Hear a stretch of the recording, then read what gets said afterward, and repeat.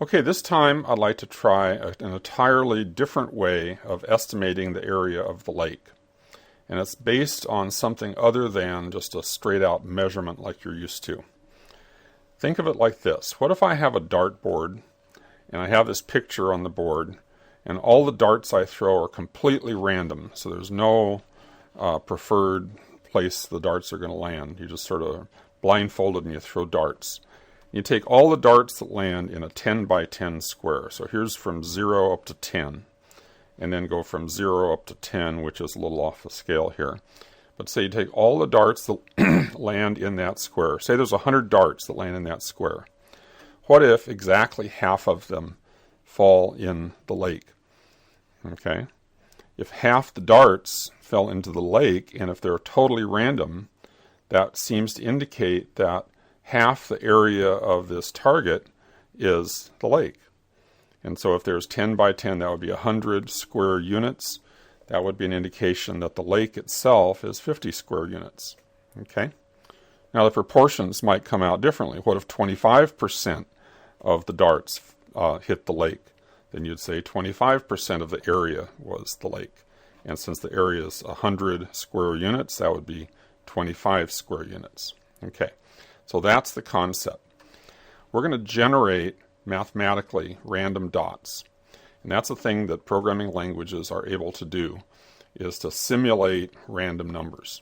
So we're going to let the computer pick random numbers for us. All right? And we're going to use a feature of GeoGebra, which is the spreadsheet. Come up to where it says View. Okay.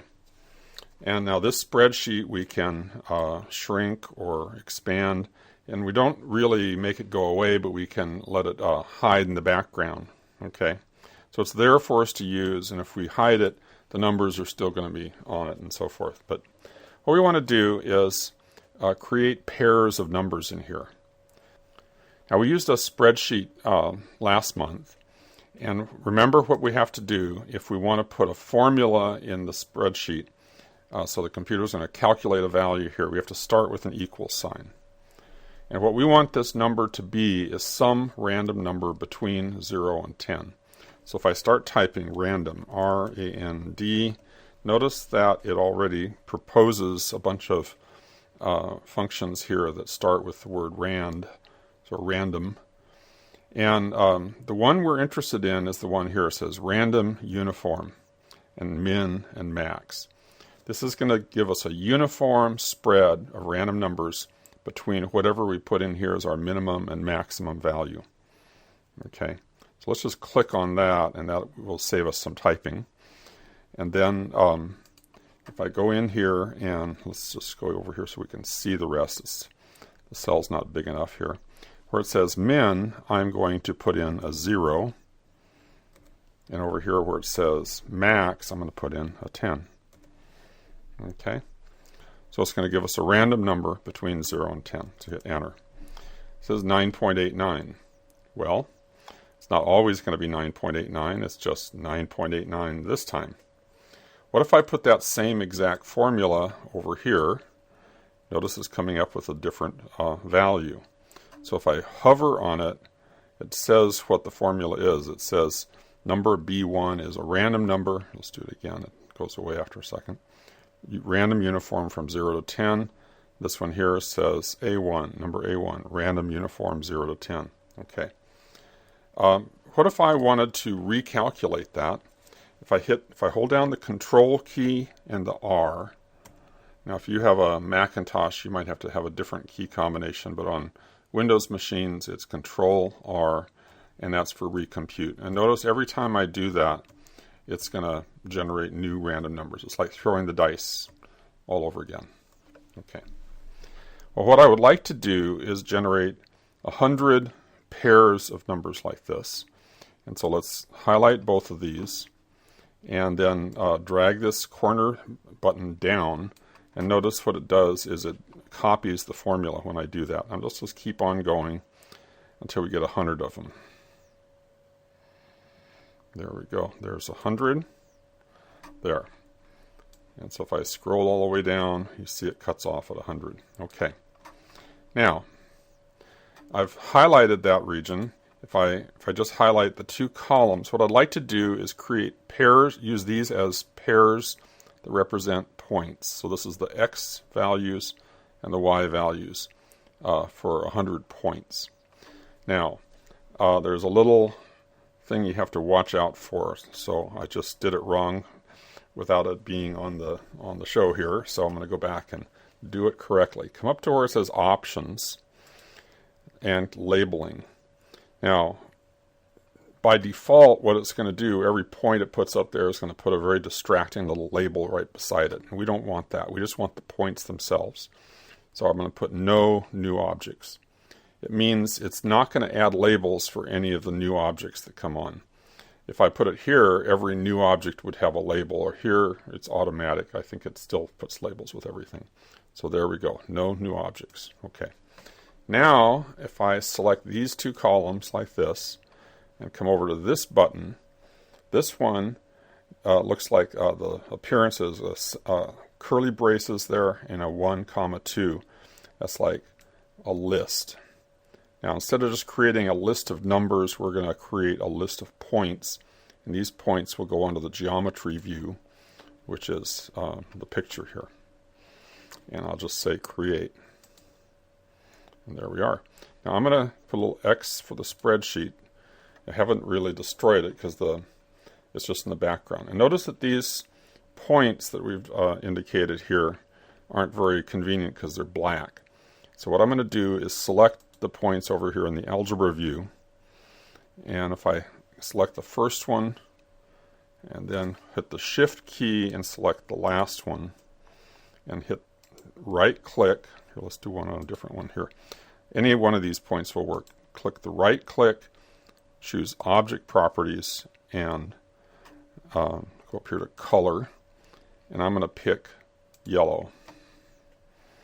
All right, notice all those points turned yellow, so they're easy to see. Okay, so let's see what we have. We have a target area, which is 10 by 10, because the random numbers were generated to give us a 10 by 10. Let's move this around and see. So you see they do go up as high as 10. They go over as far as 10. And they don't go negative in either direction. Okay? So there we are. So the question is, how many of those 100 points lie in the lake? Okay, so let's count them. Okay, let's count these and let's try sweeping from right to left so we don't make any mistakes. Okay, so here's 1, 2, 3, 4, 5, 6, 7, 8, 9, 10, 11, 12, 13, 14, 15, 16, 17, 18, 19, 20, 21, 22, 23, 24, I think that's in the water, 25, 26, 27, 28, 29, 30, 31, 32, 33, 34. That's all I see. So 34 out of 100. And so if you write that one down, let's try it again. Hit Control R. And we've thrown the darts another time. So we threw another 100 darts at the same target. Count them again. 1, 2, 3, 4, 5, 6, 7, 8, 9, 10, 11, 12, 13, 14, 15, 16, 17, 18, 19, 20. Okay, 21, 22, 23, 24, 25, 26, 27, maybe 28, 29, 30, 31, 32, 33. Okay, 33. I'm going to write that one down. Control R. And you see you can do this over and over. Now, some of the time you'll have fewer darts hitting the lake. Some of the time you'll have more. And you can just sort of get an average if you do this several times. Let's do this one more time here and see what we get. So I've got 1, 2, 3, 4. I'm starting from right to left this time. 5, 6.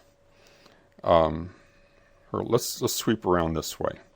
So here's 1, 2, 3, 4, 5, 6, 7, 8, 9, 10, 11, 12. Let's go ahead and count that one. It's 13, 14, 15, 16, 17, 18, 19, 20, 21, 22, 23, 24, 25, 26, 27, 28, 29. Okay, that time it was only 29. And so forth. You could do this a few more times if you want, and average them to see what you get. So let's see what the average of those is. Let's bring up a calculator. So if I take 34 plus 33 plus 29 and then divide by 3, it's 32. Okay, so 32% of 100 square units is 32 square units. Now, if you recall from the last time when we counted squares very meticulously, we came up with 32 square units. We got the same answer just using random dots as we got by counting the squares. And it seems amazing that, some of the time, like one of the times we did this a minute ago, no points landed over in this whole region. So how does that work? Well, there's as much probability of the dots hitting over here or not hitting over here, or same as everywhere else.